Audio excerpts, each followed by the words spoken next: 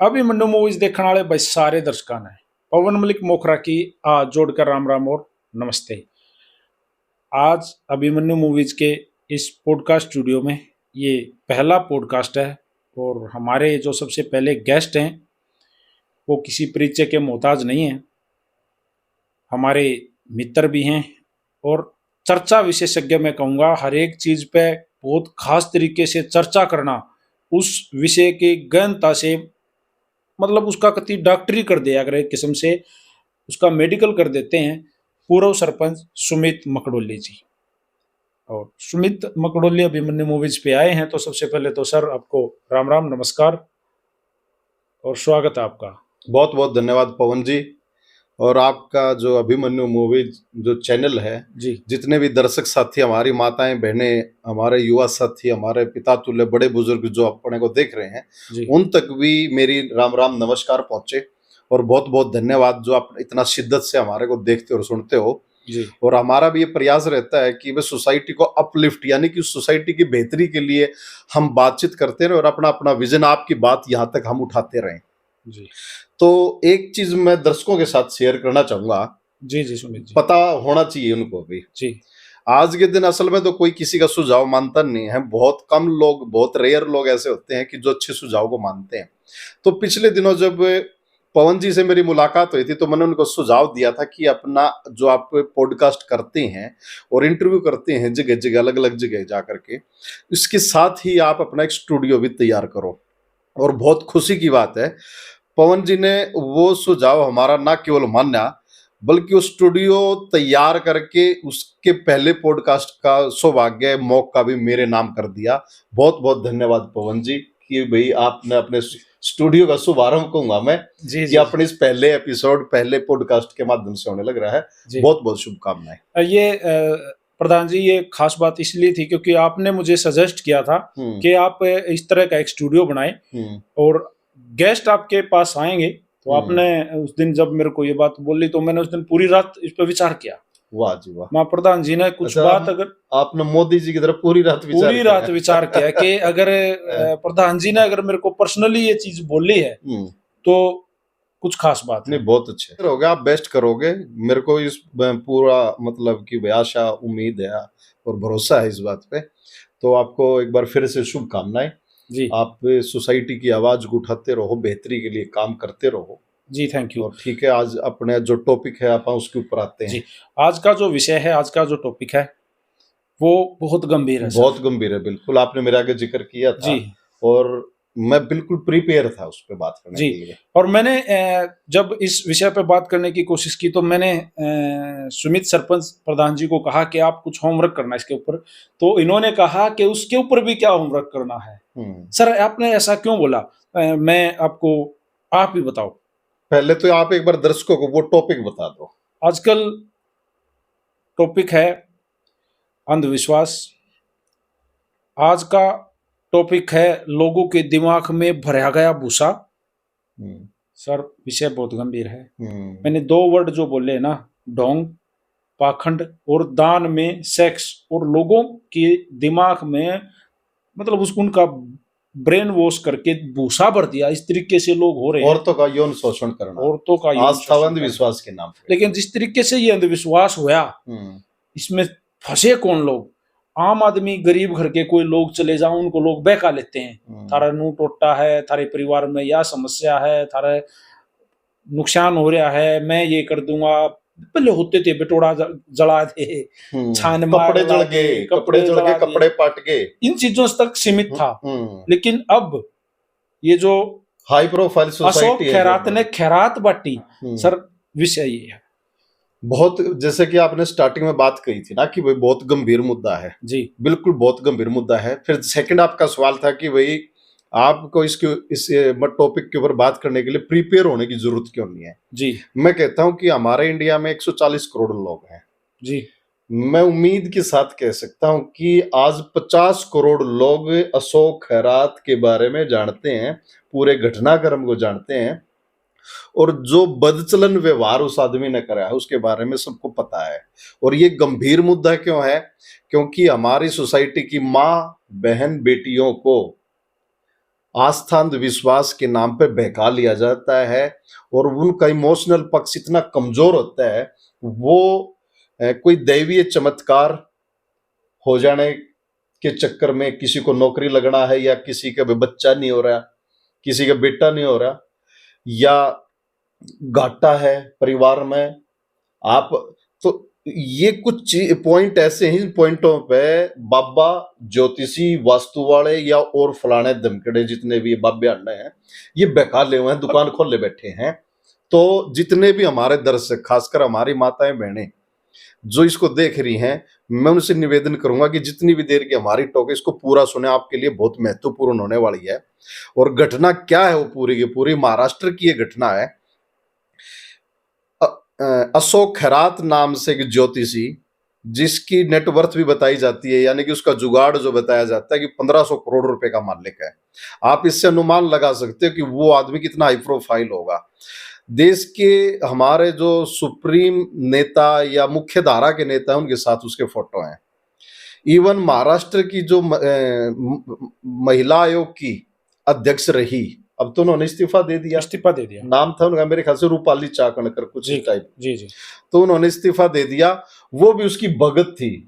कई वीडियो ऐसी सामने आई कि वो उसके पैर अपने हाथों से धोया करती। और मेरे फोन में आज भी एक वीडियो देखने लग रहा था कि शिवलिंग के ऊपर वो अपना कोई पूजा पाठ या विधि जो अपना होती है ना पूजा पद्धति की, वो उसमें उसका सहयोग करने लग रही है जी। तो मैं सोचने लग रहा था कि ये कितने मतलब कि दोगले आदमी है कि एक तरफ तो अपने आप को इतना धार्मिक दिखाते हैं, शिवलिंग के ऊपर ये जल चढ़ाने लग रहे हैं, दूध चढ़ाने लग रहे हैं, पूरी पूरी पूजा पद्धति को फॉलो कर रहे हैं। और एक कैरेक्टर उनका वो है पर्दे के पीछे कि जिसका जिक्र करते हुए हमारे को शर्म आती। तो ऐसे लोगों से सबको बच के रहना है। कुछ दिन पहले एक खबर और वायरल हुई थी दिल्ली की, जहां एक स्वामी जो अपना एक गुरुकुल चलाया था, वहां भी एक स्वामी, एक संत इसी तरीके से, जिसने बहुत सारी लड़कियों का यौन शोषण किया। वो लड़कियां सामने आई, हरिद्वार ऋषिकेश कहां ले जाकर उन लड़कियों का यौन शोषण किया, जबरदस्ती उनका यौन शोषण किया। और इसी तरीके से जैसे अशोक खैरात ने, इस ज्योतिषी ने वीडियो जो सामने आई ना, वो भी उनकी वीडियो शूट कर लिया करता, इस तरह की सेक्स टाइप करते वक्त की जो वीडियो होती है ना, एमएमएस बना लिया करता और बाद में उनको ब्लैकमेल किया। तो कुछ दिन मान लो 4 महीने पहले की बात होगी, ये सेकंड ऐसे बहुत केस हैं। मैं अभी आपको 4 दिन पहले की बात बताता हूँ जी। हाई कोर्ट ने एक लेडी डॉन के नाम से मशहूर है सोनू पंजाबन, वो भी हजारों करोड़ की मालिक बताई जाती। कई साल पहले उसको दिल्ली पुलिस ने गिरफ्तार करके जेल में डाला था और उसके ऊपर आरोप था 12 वर्षीय लड़की की तस्करी का जी। किसी को सप्लाई करी, छोटी बच्चियों को, छोटी बच्ची, किसी एक 12 साल की बच्ची का। ओके। और उसको जेल में डाल दिया गया। उसको 24 साल की सजा हो गई थी। लेकिन ये हमारे देश का दुर्भाग्य कि हमारा कानून इतना लचीला है कि पिछले दिनों मतलब विद इन 1 वीक उसको बरी कर दिया कोर्ट ने। ओहो। और उसका जो सहयोगी था उसको भी 20 साल की सजा हो रखी थी, उसको भी बरी कर दिया। अब सेकंड आ जाओ, निठारी में जो एक बहुत ही विभत्स घटना हुई थी, जहां बताते हैं कि छोटी छोटी बच्चियों का केवल अपहरण नहीं हुआ, उनका यौन शोषण ही नहीं हुआ, उनको बल्कि जब उनको मारा गया तो उनके ऑर्गन तक निकाल करके खाए गए या सप्लाई करे, बिल्कुल उनकी तस्करी हुई। वो निठारी कांड के जो राक्षस थे उनको भी हमारी कोर्ट ने बरी कर दिया, मतलब कि उनको रिलैक्स दे दिया, छोड़ दिया। ऐसे ही आप आ जाओ, ऐसे और बहुत सारे केस हैं कि जो प्रभावशाली लोग होते हैं, जो पैसे वाले लोग होते हैं ना, उनके ऊपर गंभीर आरोप होने के बावजूद भी वे कोर्ट उनको पता नहीं कहाँ कोई लूप होल है या कोई उसमें लचीलापन है, उसका फायदा उठा करके वो निकल जाते हैं। और अशोक खैरात के मामले में भी मैं एक चीज बताऊं आपको, मैं दावा तो नहीं कहूंगा लेकिन मैं ये कह सकता हूं कि मैं श्योर हूं इस बात को लेकर के कि ये 6 महीने बाद, साल बाद या और ज्यादा करो 2 साल बाद ये जब भी छूटेगा या निकलेगा, ये निकल आएगा। और ऐसे ही काम आके ही फिर और हमारी जो जनता है वो भूल जाएगी सारी बातों को। और वो करता क्या था, मैं उसकी वीडियो मेरे पास किसी ने भेज दी, मैंने 1-2 वीडियो वो देखी हैं।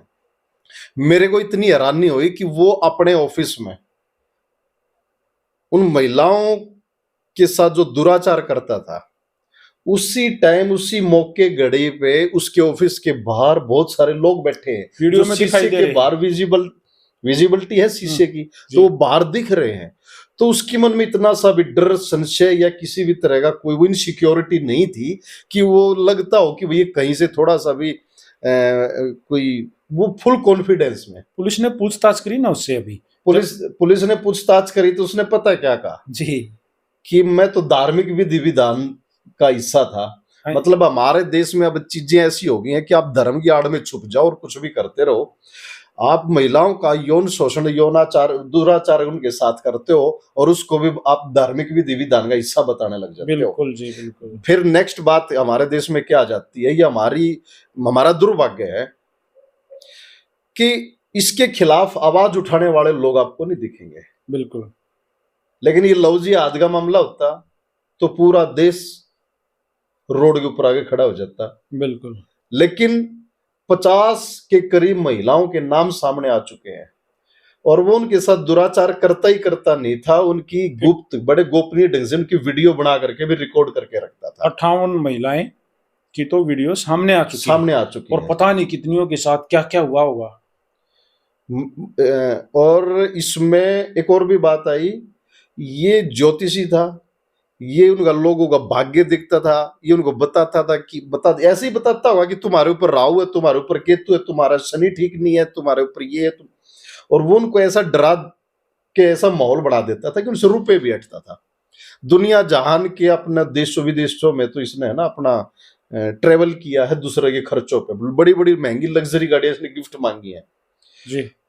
और ये जो वीडियो ये बना करके रखता था, मेरे को लगता है ये ब्लैकमेल करता होगा उनके हस्बैंड को या किसी न किसी को ब्लैकमेल, क्योंकि हाई प्रोफाइल घरानों की लेडीज थी।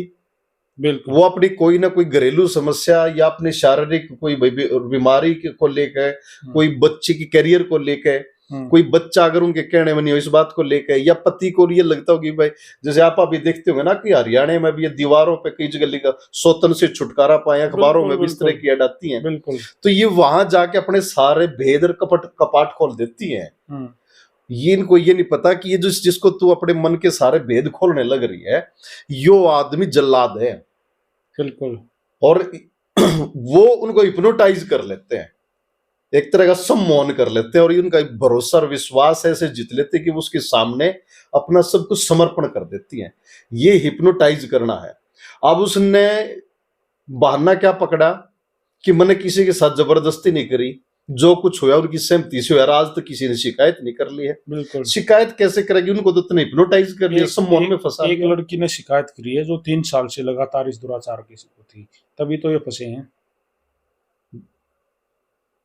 एक लड़की ने शिकायत करी। जी जी जी ये अगर आप इसको ओवरऑल जाओगे, मेरे को एक चीज और भी लगती है जी। जो महिला आयोग की जो अध्यक्ष रही ना, रूपाली चाकणकर, जी जी आज अखबार में था कि वो औरतों को इसके पास भेजती थी, उनको कन्विंस करती थी। मेरे को तो ये लगता है कि इसके पीछे और भी बड़ी गहरी साजिशें पाएंगी, पॉलिटिकल भी इसमें कोई ना कोई ड्रामा, इसमें इन्वॉल्वमेंट मिलेगी कि किन परिवारों को आपने कैसे कैसे मैनेज करना है, उनकी महिलाओं को बहका फुसला करके उस ज्योतिषी तक पहुंचा दो और वो उन महिलाओं को बातों में उलझा करके उनके घरों तक, उनके इंटरनल मामलों तक वो घुसपैठ करेगा, वो उसका भरोसा जीत लेगा, या उसकी वो अपना वीडियो बना ली उसने, वीडियो बना करके वो उस परिवार को और उस लेडी को सबको कल को ब्लैकमेल करेगा। जी। मैं एक बात आपसे पर्सनली पूछना चाहूंगा, जैसे आप पिछले 2 साल से मेरे संपर्क में हो, काफी सारे वीडियोज में आप हमारे चैनल पे भी, अभिमन्यु मूवीज पे, अन्य प्लेटफॉर्म पे, अलग अलग सोशल मीडिया हैंडल पे या अपने पर्सनल हैंडल पे भी आप इन चीजों के बारे में बोलते रहते हो। अभी बादशाह के बारे में सबसे पहले आवाज आपने उठाई जब वो टटेरी सॉन्ग आया था जी, तो और वो श्रेय भी चढ़ा। मासूम के ऊपर आप बोले, केडी के ऊपर आप बोले, ढंडा नोड़ी वाले के ऊपर आप बोले, ऐसे और भी बहुत मुद्दे हैं, जैसे ब्लैक थार, ब्लैक स्कॉर्पियो। हाँ, जैसे हमने कहा कि ये जो इस तरह के क्रिमिनल माइंड जिन लोगों का हो जाता है, फुकरापन है, छिछोरापन, इस टाइप के लोग जिनका माइंड सेट हो गया, वो बच्चे उनकी तरफ अट्रैक्ट होते हैं। ये चीजें आप करते हो। आप अपनी गाड़ी में रोड पे खुले घूमते हो, अकेले घर पे जाते हो, अकेले अपने ऑफिस आते हो। सर, आपके साथ इस तरह की चीजें किसी ने धमकी दी हो कि ऐसा? नहीं, आज तक ऐसा कुछ नहीं है।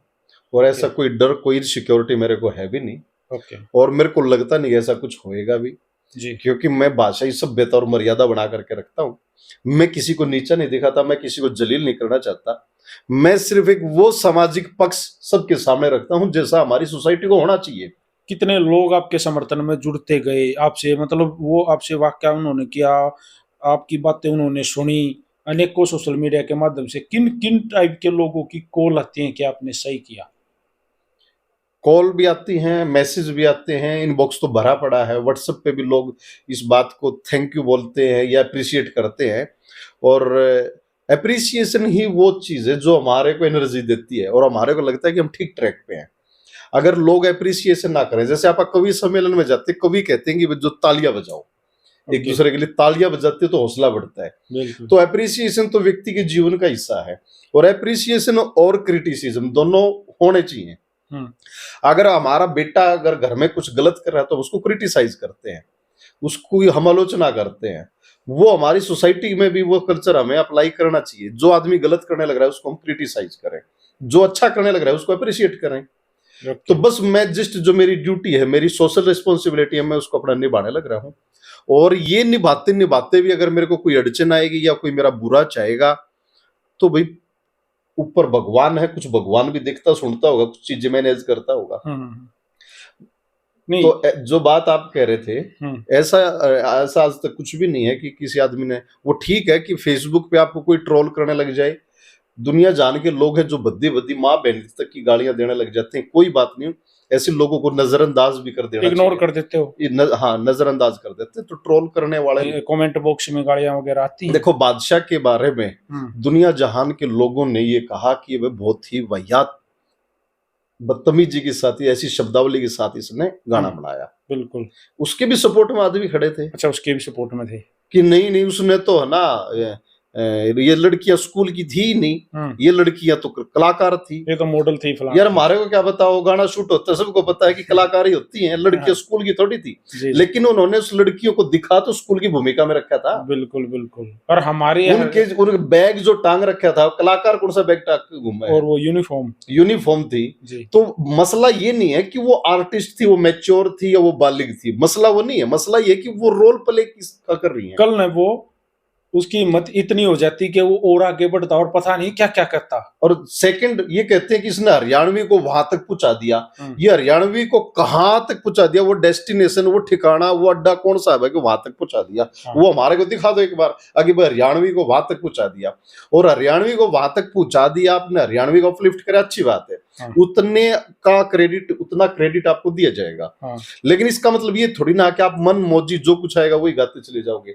सेकंड हवाला उन्होंने क्या दिया कि भाई हमारा तो जो हम ये रैप करते हैं या जो हमारा हिप हॉप जो स्टाइल है गायकी का, इसमें हम एक दूसरा जो दूसरे आर्टिस्ट होते हैं हम इनको नीचा दिखाते हैं। ये कौन सा अच्छा काम है भाई?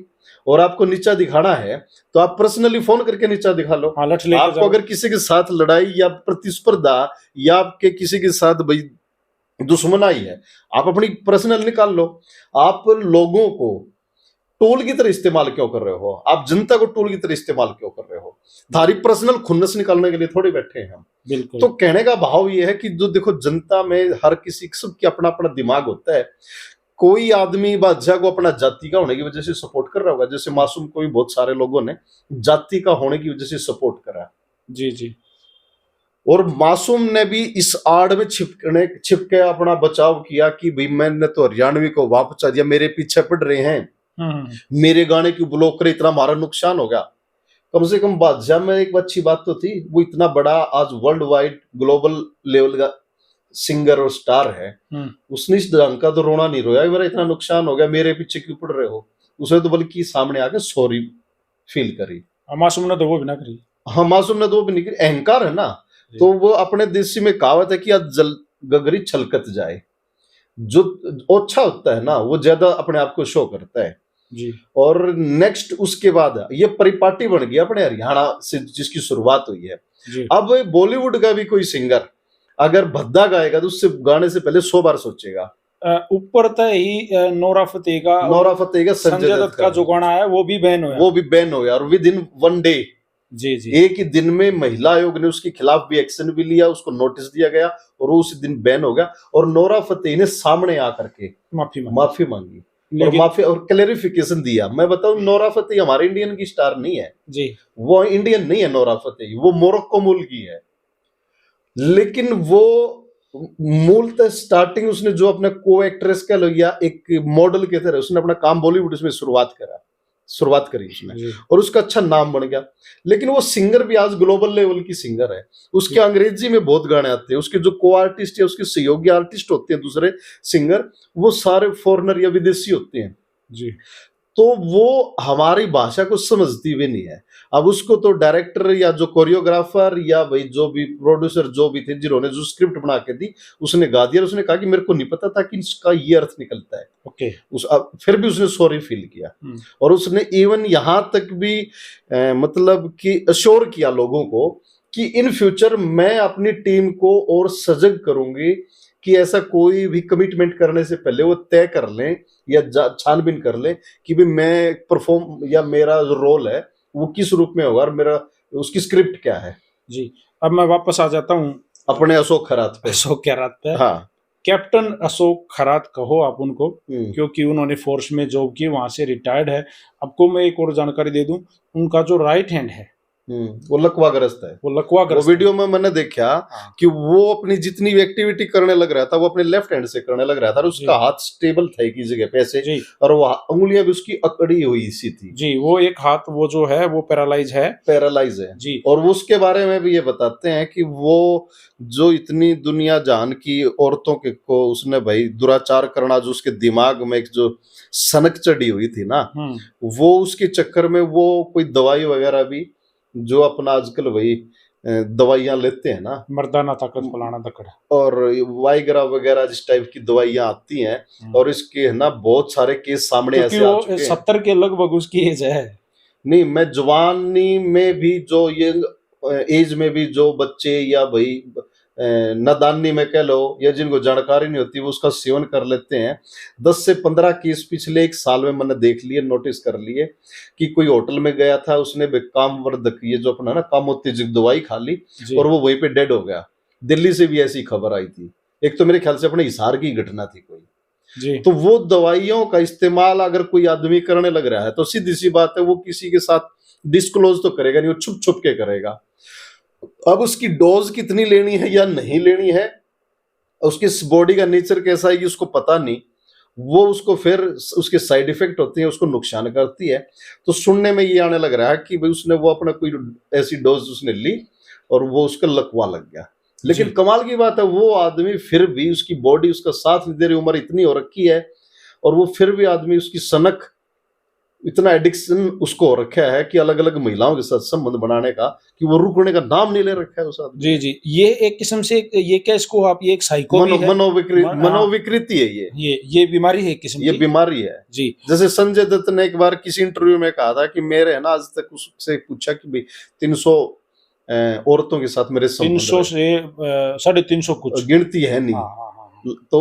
तो वो उसने बड़ा प्राउड फील उसने ये बात शेयर करी थी। लोगों ने तालियां बजाई, सीटियां बजाई। और लोग उसको अपना आइकॉन मानते हैं। जी इवन मैं बताऊं कि भैया अपना गोरखपुर से जो हमारे बाबा है योगी आदित्यनाथ, मुख्यमंत्री उत्तर प्रदेश के, जो वो संजय दत्त जैसे लोग आते हैं वो उनके वेलकम में खड़े होते हैं और इतना आदर मान सम्मान उनको देते हैं।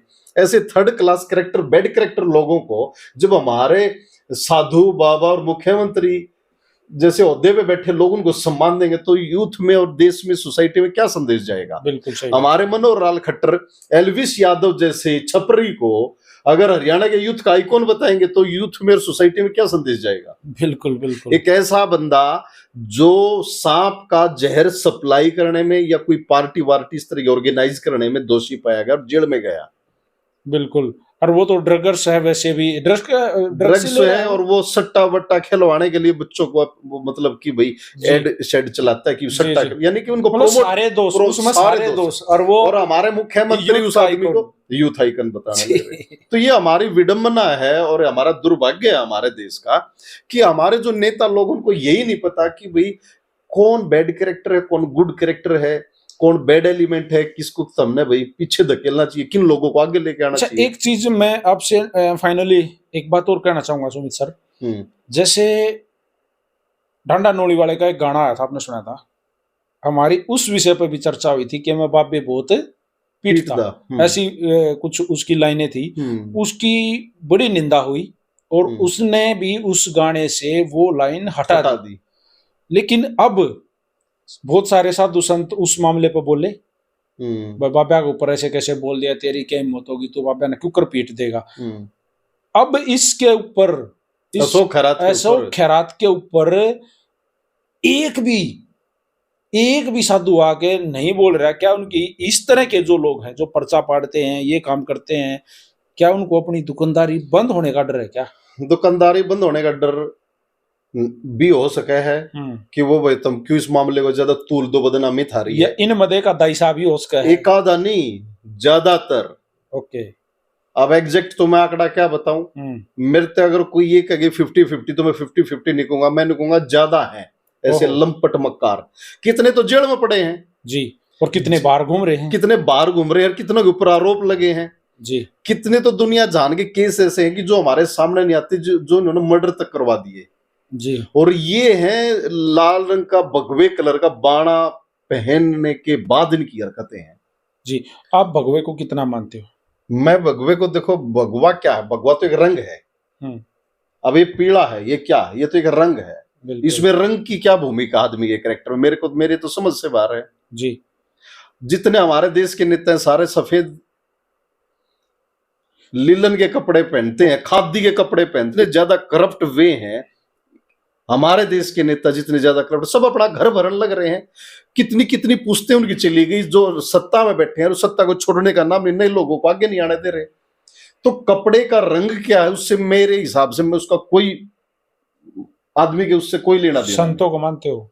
हाँ, मैं संतों को मानता हूँ, किसी जो सच्चे संत हो। कोई खास संत जिसको आप खास मानते हो, वो अच्छा लग रहा है आपको? मतलब आज के सिनेरियो में अगर आपको हो तो देखो, मैं वैसे तो धर्म जात पात से ऊपर उठा उड़ा आदमी हूँ। ऊपर उठा उड़ा आदमी यूं हूँ कि मैं इस आधार पे कोई पक्षपात या भेदभाव या अपना पराया या कोई सम्मोहन उसका मैं नहीं रखता। फिर भी अगर आपने लेकिन अगर मेरे से फिर भी अगर आप पूछो तो बहुत से साधु संत ऐसे हैं कि जो आपको इंस्पायर करते हैं, जो आपको अच्छा ज्ञान देते हैं और जो वास्तव में पढ़े लिखे भी हैं, जो जिनके पास लिटरेचर, जिन्होंने लिटरेचर पढ़ रखा अपना, और जिन्होंने वास्तव में अपने लिटरेचर को बड़े अच्छे और गहराई से पढ़ रखा है ना, वो तो आपको अच्छा ही ज्ञान देते पाएंगे। कोई नाम ऐसा जैसे प्रेमानंद? प्रेमानंद जी भी अच्छे हैं जी। हाँ, लेकिन प्रेमानंद जी का मैं बताऊं आपको, प्रेमानंद बस वो चीजें कुछ ही हो जाती है कि जब आप साधु संत हो जाते हो ना, तो आप जो बहुत ज्यादा लग्जरी लाइफ जीते हो, बड़ी बड़ी महंगी महंगी गाड़ियों में आपका चलना वगैरह, ये चीजें मैं लाइक नहीं करता। ओके। हाँ, अच्छा, स्वामी अविमुक्तेश्वरानंद है, वो शंकराचार्य है, हमारे सनातन जो परंपरा रही है, तो वो मैं उनसे प्रभावित होता हूँ। वो निष्कपट से व्यक्ति हैं, वो बोल देते हैं जो उनके मन में होता है, वो बोल देते हैं। उनके ऊपर सत्ता का किसी का कोई डर भय दबाव नहीं, उनको जो कहना है वो कहना है। लेकिन सच्चे संत की निशानी है। अगर आप इंडियन लिटरेचर या हमारा जो वैदिक लिटरेचर जो साहित्य है उसकी अगर बात करो या परंपरा की बात करो, तो संत कौन होता था? संत वो होया करता जो वैराग्य जिसने धारण कर लिया, जो वितराग हो गया, यानी कि उसको अपना पुत्र, धन, दुनिया, उससे कोई मोह ही नहीं रखा उसने, कि उसने अपना पराया सब भुला दिया। वसुधैव कुटुंबकम की नीति पे जो आ गया कि पूरा परिवार ही मेरा है, ये सारा एक परिवार है। ये हमारा ये लिटरेचर कहता है ये सारी चीजें। और जब सन्यास दिया जाया करता, सन्यास की जो परिपाटी है, तो उसमें ये बताते हैं कि सन्यासी को एक लाठी, एक खड़ाऊ, एक धोती और एक कमंडल, बस पांचवी चीज ही नहीं होया करती उसके पास। और वो क्यों? उसके लिए ये था कि एक जगह पे रुकना नहीं है, एक जगह पे रुकेगा तो मोह होगा, प्रेम जागेगा, अपना उसके साथ लगाव होएगा। हर रात नई जगह पे रुकना है, अपनी इच्छा से कुछ भी बना के नहीं खाना है, जो मिल गया वो खा। जिस बस्ती में गए, जो पहला घर दिखा, जब भूख लगी जो घर दिखा उसको खटखटा के जो मिला वो खा लिया। जो भी रूखा सूखा था, जैसा भी था, अच्छा बना रहा था तो अच्छा खा लिया, जो भी बन रहा था। चटनी मिली चटनी के लिए खा लिया, लस्सी मिली लस्सी के लिए, न घंटे के लिए 2 रोटी खा ली।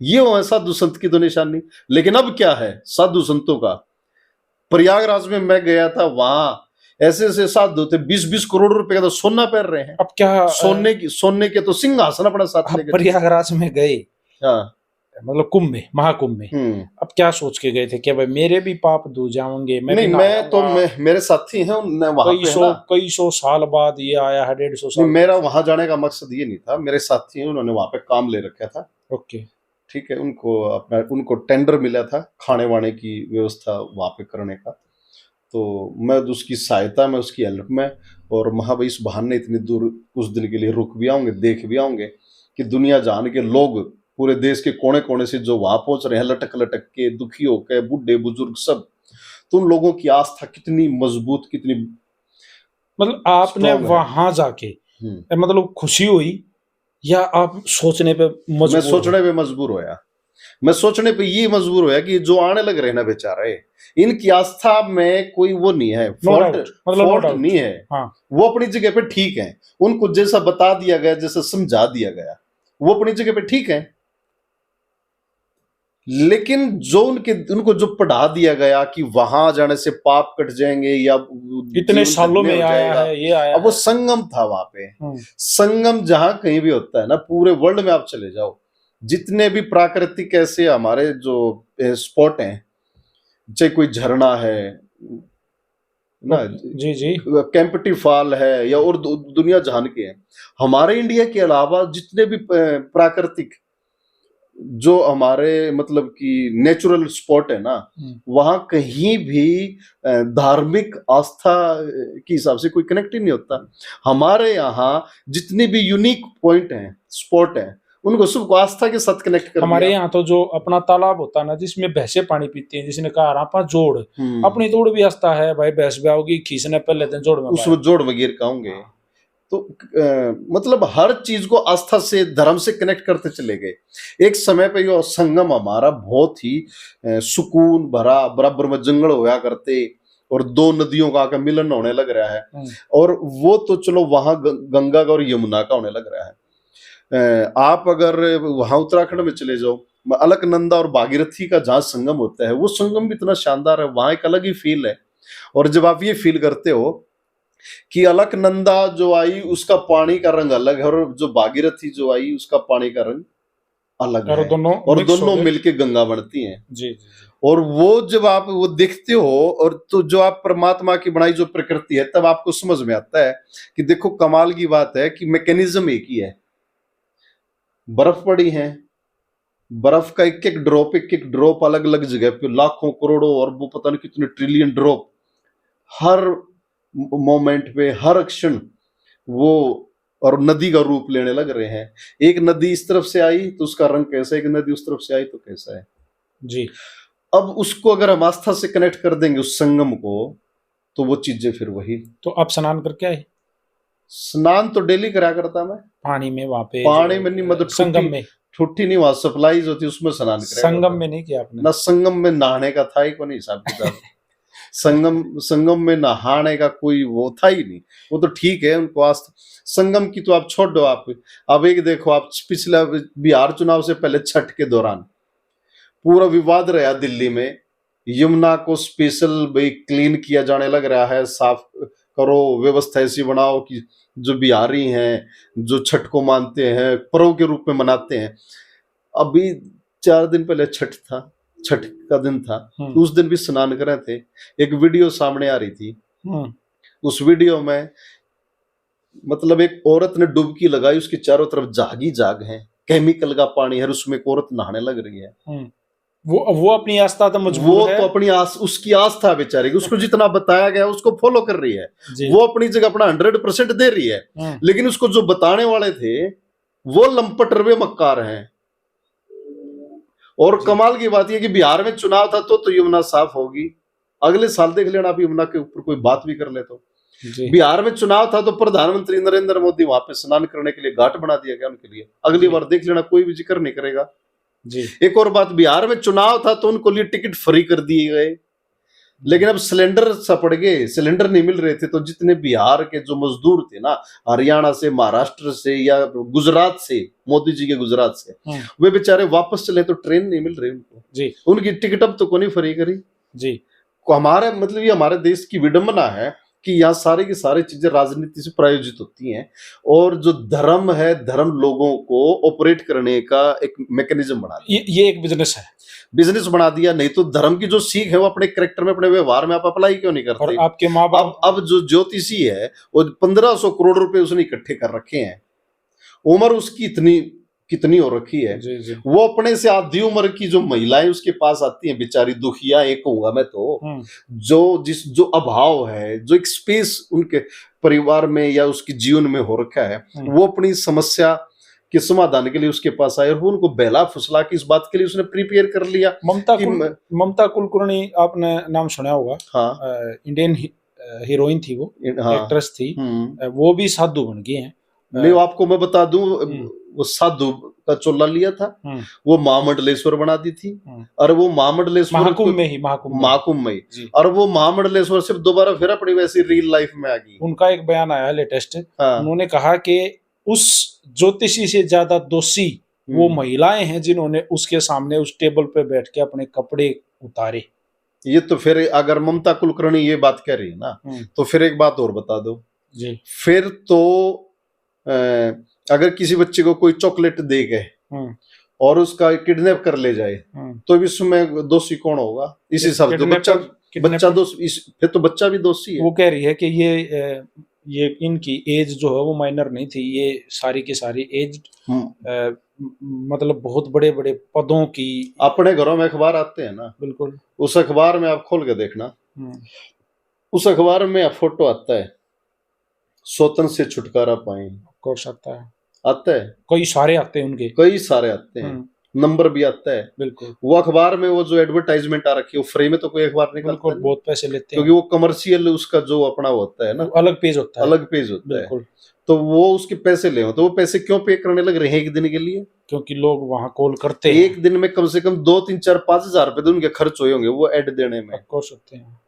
तो वो जो एड देने में वो जो खर्च होया है उसका, और अखबार तो एक दिन में, अगले दिन रद्दी हो जाता है, लोग उठा के कोने में रखते हैं, तो वो कैसे रिकवर करेगा? उसको जो कोई भी पढ़ेगा, जो महिलाएं पढ़ेंगी, वो देखो स्वतंत्र से छुटकारा, गड़ा हुआ धन पाए, व्यापार में मुनाफा, नौकरी लगे, मनचाहा प्यार, ये जो है ना, इस तरह की जो चीजें, लोग उनसे संपर्क करते हैं। कोई आपको मेरे को बताएगा थोड़ी ना मैंने संपर्क करा था, और वो उनको ठग और लूट लेते हैं जी। ऐसे दुनिया जहान के ट्रैप ऐसे हैं कि जिसमें फंसाया जाता है लोग। तो ममता कुलकर्णी सही नहीं है आपकी नजर? ममता कुलकर्णी नहीं, मेरी नजर में नहीं। हमारे देश की जो शिक्षा व्यवस्था है ना, सारा खेल उसका है। पढ़े, आप जैसे स्टार्टिंग में आपने बात करी थी कि भाई अनपढ़ लोग को बहका लिया करते, ये पढ़े लिखे लोगों को भी अगर बहका लिया जाता है अंधविश्वास के नाम पे, तो आप कभी नहीं जाते किसी बाबा के पास, या अब कब गए थे बाबा के पास? क्यों जाना? मेरा तो हाथ दिखाने के लिए या फ्यूचर या प्रचार? मैं हस्तरेखा विज्ञान, ये अपना वास्तु, ज्योतिषी, या और इस तरह के जितने भी ये ड्रामे होते हैं ना, जागरण, प्रवचन, ये जो तमाम तरह की जो टुटरबाजियां, मैं इनसे बहुत दूर हूँ। फैमिली पे भी मेरे बड़ा सौभाग्यशाली मेरी फैमिली है कि कुछ असर परिवार की जो सीख होती है, जो हमारे बड़े बुजुर्गों की, कुछ वो काम करती हैं, कुछ फिर आज हम अपने हर उस पर नजर बना के रखते हैं। तो ऐसी अनावश्यक रीति रिवाज, कुरीतियां जो हैं, उनसे हमने अपने परिवार को बचा रखा है। अब मेरे परिवार में इवन मैं आपको बता दूं, बहुत बड़ी बात आपको ये लगेगी, जो करवा चौथ का व्रत होता है हम तो वो भी नहीं रखते। ओके, हाँ, टाइम तक घर नहीं जाते उस दिन भी? टाइम तो घर रोज जाओ आप, एक दिन ही क्यों? अगर आपने अपने परिवार में अपनी पत्नी को, बच्चों को क्वालिटी टाइम देना है तो हर रोज देना है, एक दिन क्यों?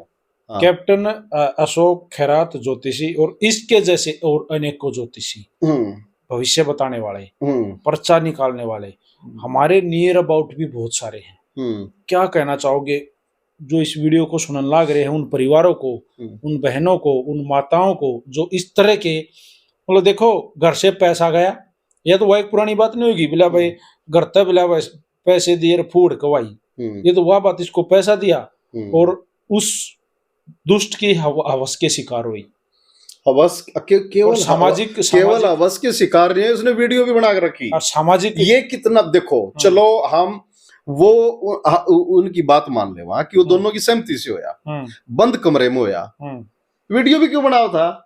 बिल्कुल। और वीडियो बना के ना तू या तो उनको ब्लैकमेल करा था और वो खुल गए, ओपन प्लेटफॉर्म पे आ गई, वो लीक होगी, वो वायरल होगी, आज पूरे इंडिया के हर मोबाइल फोन में भी और पड़ी है। वो जो महिलाएं उनके फेस बिल्कुल पहचान में आ रहे हैं, बिल्कुल पहचान में आ रहे उनका हैं, क्या होगा तो वो वीडियो रिकॉर्ड करने की क्या जरूरत थी? वहां उसकी इंटेंशन, उसकी मंशा क्या थी? जी। अगर वो ये कह रहा है ना कि मैं तो धार्मिक विधि विधान फिर उसको रिकॉर्ड क्यों कर रहा था? वहां तेरी इंटेंशन क्या थी? बिल्कुल। तने उनको जलील करना था समाज में, तने उनकी और कर दिया, उनकी इज्जत की धज्जियां उड़ानी थी और उड़ा दी। तो जो बात आप कह रहे थे कि जो ज्योतिषी हमारे रोहतक और आसपास, हमारे नियर, हमारे सराउंडिंग गांव देहात में भी कोई सेवड़ा घूम रहा है, कोई बाबा घूम रहा है, कोई आशीर्वाद दे रहा है, आते रहो है गांव में, घर बेटा ये हो जाओ, वो हो जाओ, फलाना हो जाओ, ढिमका हो जाओ, तारा तरक्की करेगा, बड़ा लायक है तू, इस तरह के ड्रामे करते हैं। मैं उनको एक ही बात कहता हूँ, बाबा मन आशीर्वाद की जरूरत नहीं है, मतलब बच्चा सूट दे दे, सूट का तू क्या करेगा? करने के पहनना है। पता है सूट क्यों मांगते हैं वो? मैं आपको बता दूं, बाबा सूट की कणती मांगे जब उसने पहनना नहीं, उसने वो सूट ये देख लिया कि गांव देहात में औरतों के पास, बेचारी के पास पीसा तो होता नहीं, ये इनकी संदूक में धरे, संदूक में 20 30 50 कदे भाई भाई आया भाभी ने भेज रखा था, कदे भाई ननंद दे दिया, कदे उसने दे दिया, कदे फलानी आ रही थी वह ले आई। तो ये आसान है मिलना, वो उनके पास स्टोर होते हैं, उनके पास वो एक जखीरा है। गांव देहात की औरतों के पास सूटा के रूप में जखीरा है। वो पैसे की तो आना करनी हो, जो पैसा तो वो देवे के ऊपर, बाबा ने सूट दे दे, बाबा क्या करेगा सूट का? सलवार पहनेगा तू, अगर धोती बंदेगा, वो साड़ी बंदेगा, सही बात है। लेकिन पता है क्या, बाबे को नहीं रह रहे, बाबे नहीं रह रहे, धंधा बना रखा है।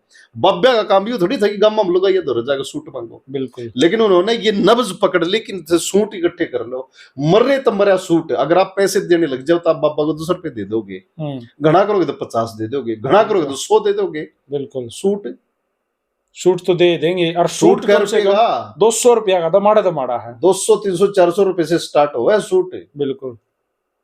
तो देखो ये उन्होंने क्या क्या मतलब तरीके पकड़ रखे हैं। तो ऐसे जो बाबा गांव में आया करते या घर पे भी आ जाया करते, मैं उनको एक बात कहा करता, महाड़ तो तेरी ये बात चल लेंगे नहीं, मानस का चोला है, तू भी किसी न किसी का जाया है, इस धरती पे जितना भी अनाज मतलब खाने पीने की सुविधाएं सब पे सब का हक है। रोटियां टाइम हो रहा, रोटी खानी हो तो बता, चाय पीनी हो तो बता, या चीज नहीं। मन आशीर्वाद जो तू बता रहे है, आशीर्वाद माँ बाप तक बढ़ के अपने नजदीकी सगे संबंधी चाहने वाले दोस्तों के प्यार और आशीर्वाद से बड़ा कुछ नहीं धरती पे। और उनको अगर आपकी नीति, आपकी नीयत ठीक है ना, तो आपको किसी की आशीर्वाद की जरूरत नहीं है। और आशीर्वाद भी आपको दिशा दिखाने के रूप में होता है, सर पे धरने से कोई जादू नहीं होता। जी जी जी। और सर पे हाथ रखने का मतलब भी उन्हीं लोगों का होता है जो आपके साथ वेल कनेक्ट है, जो आपको सपोर्ट कर रहे हैं। ये लंपट मक्कार आदमी एक दिन घूमते घूमते आगे चले गए, तू एक दिन में की जादू करके चला जाऊंगा? सही बात है भाई। हमारे गांव देहात की महिलाओं को और हमारी बहन बेटियों को खासकर मैं ये बात कहना चाहूंगा कि अखबार में ऐड देख के, टीवी में ऐड देख के, या भाई कोई और बका सिखा देवे, अपने परिवार, अपने परिजनों और अपने किसी सगे संबंधी को बताए बगैर किसी आदमी के पास जाने की जरूरत नहीं। और सोशल मीडिया प्लेटफॉर्म या किसी भी सोशल मीडिया प्लेटफॉर्म पर भी मैं एक और बात बताऊंगा। मैंने आज से लगभग 2-2.5 साल पहले एक बात कही थी, करनाल तरफ की, करनाल साइड की कोई लेडी है, नैन नैन करके कुछ नाम है उसका, मेरे को याद भी नहीं आ रहा, 2 साल पुरानी बात है। वो रील बनाओ थी, इन्फ्लुएंसर बहुत सारे हो जाओ औरतों के। हाँ जी, हाँ जी। जिसके इन्फ्लुएंसर ज्यादा हो जाओ वे सूटा की दुकान खोल ले, कोई बुराई नहीं है। हाँ। आपके चाहने वाले हैं, आप उनको सूट बेचो, बिजनेस करो, हाँ, कोई बुराई नहीं, कोई नहीं। आप चाय पत्ती बना के बेचो, हाँ। आप और कोई दवाई बना के बेचो, या आप और कुछ चीजें बिजनेस, कोई भी बिजनेस करो, आप हाँ। उसका प्रचार करो 100 बार। लेकिन उस महिला ने किसी बाबा का नंबर दे दिया नीचे, ओके, और उस बाबा ने कहा कि भाई ये फलाना, जैसे आया नहीं बाबा बंगाली फलाने ढिमके, बाबा मूसा का बंगाली फलाना, इस टाइप से उसका देख कर न किसी को कोई समस्या हो ये हो तो इससे संपर्क करे। मैंने उसकी वीडियो और उसको प्रतिक्रिया भी दी, उसको इनबॉक्स में कमेंट भी कराया कि तेरे को तो इस बाबा ने 4-5 हजार रुपए दे दिए होंगे, ये 4-5 हजार रुपया में तो नहीं इतना बड़ा ड्रामा मतलब कि इसको प्रमोट कर दिया। वो पता है कितनी दुनिया जहान की औरतों के साथ कितने रुपए लूट कर चला जाओ। बिल्कुल सच। तो रील पे भी जो रील और जो कंटेंट देखती हैं हमारी माताएं बहनें और जो हमारी बेटियां, वो ऐसे ही किसी से प्रभावित ना हो। सोशल मीडिया को छान ले, पहले छान ले अपने विवेक का। देखो जी, परमात्मा ने एक जो हमारे को दे रखा है ना जी, वो हमारे को दे रखा है भेजा दिमाग, माइंड। इस विवेक को खोलो जी, इस विवेक को खोल कर सुनी सुनाई कि दूसरों को कॉपी करते मत चलो। आपके पास जो है वो आपका सबसे खास आपका विवेक है। अपने विवेक से निर्णय लो कि क्या चीज आपको करनी चाहिए, क्या चीज आपको नहीं करनी चाहिए। जी। तो सेम अशोक खराज जैसे ढोंगी, पाखंडी और मक्कार लोगों के लिए भी भाई अपने परिवार को इस तरह के ठगों से, हवस के पुजारियों से बचाओ। अपनी माताओं बहनों को अगर घर में कोई प्रॉब्लम है, किसी अच्छे डॉक्टर को दिखाओ, अच्छी सलाह लो, तब जाके आगे बढ़ो। इस तरह के मक्कारों के पास जाओगे तो घर तक पैसा जाएगा, मान मर्यादा जाओगी। आज जो उन महिलाओं की गई जिनकी ये वीडियो वायरल हुई है, और इस तरह के विषयों पे हम लगातार अभिमन्यु मूवीज के इस प्लेटफॉर्म पे, इस छोटे से पॉडकास्ट शो में सुमित सरपंच के माध्यम से या अन्य इस जैसे भाइयों के माध्यम से आप लोगों को अवेयरनेस करते रहूंगे, जागृति लेकर आते रहूंगे। और प्रधान जी, मैं आपको भी थैंक यू बोलूंगा।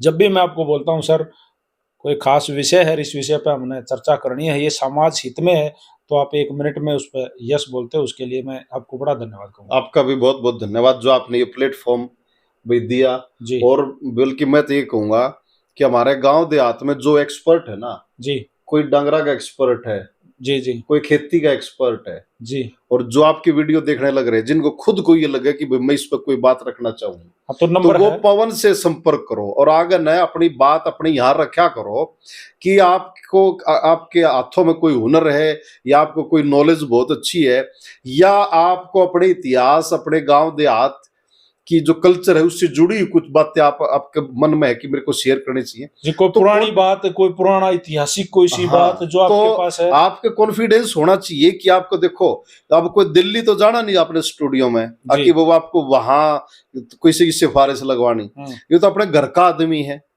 कांटेक्ट करो, इसके स्टूडियो में आ जाओ और अपना भाई इधर चाय पी के जाओ और अपना आध पौन घंटा खूब बतला के जाओ और सारे अपनी चीजें शेयर करो। जी, तो ऐसा आप भी प्रयास करो, प्रयास ऐसा। करेंगे और सर। आपकी एक बार फिर से आपकी टीम को बहुत बहुत साधुवाद, धन्यवाद। और आपको भी बड़ा बड़ा धन्यवाद। और आप भाई इस वीडियो को शेयर करना। इस वीडियो में आपने क्या खास लगा, कमेंट बॉक्स में अपनी राय देना। और ये जो छोटा सा प्लेटफॉर्म शुरू हुआ है, कमेंट बॉक्स में इसके लिए भी हमें सुझाव देना। राम राम सबको।